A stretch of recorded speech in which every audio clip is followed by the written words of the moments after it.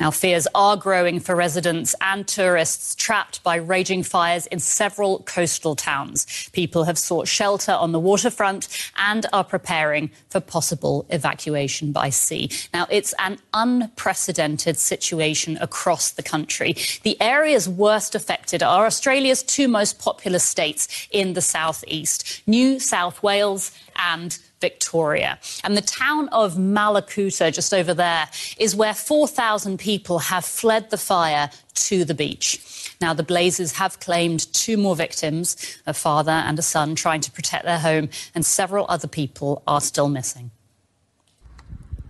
Stranded by the seaside. Thousands of tourists and locals are being held hostage by raging wildfire in the town of Mallacoota.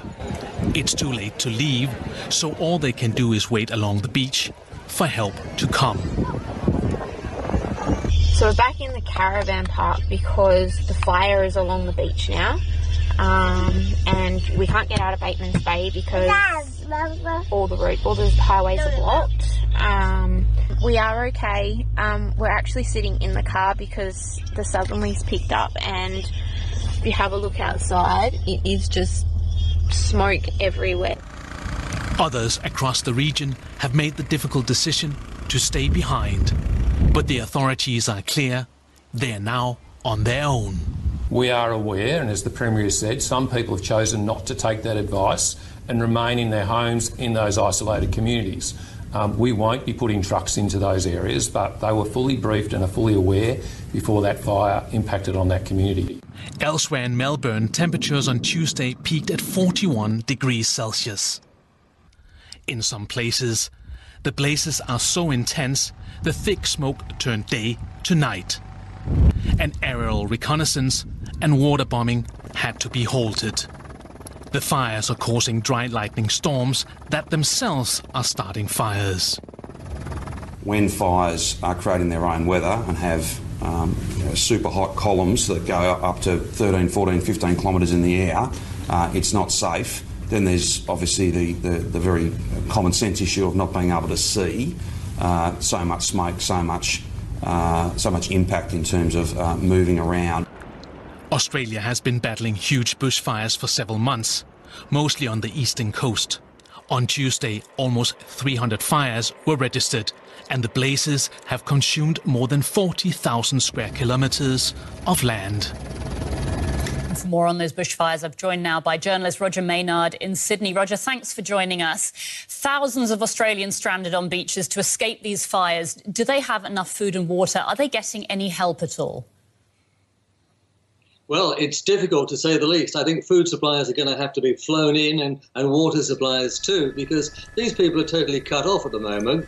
It's really been a horror day in Australia. Fires have raged right from East Gippsland up to the south coast of New South Wales. The fire line has stretched an estimated 500 kilometres. The day started ominously enough in Mallacoota, down in Victoria, a small country town which is inhabited by a lot of tourists at this time of year, in the middle of summer.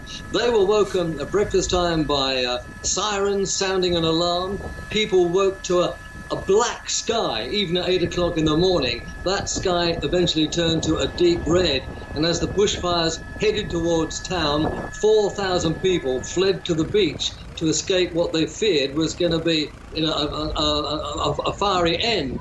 But fortunately, at the very last minute, the wind changed direction and the town escaped the flames, although a few properties were destroyed in the process. But even so, those 4,000 people were cut off by the fires and still can't get out because the roads in and out of the town are closed by fires. So those people are totally stranded. It's hoped that they will be rescued either by army helicopters or by the Navy. But that could take some days to organise.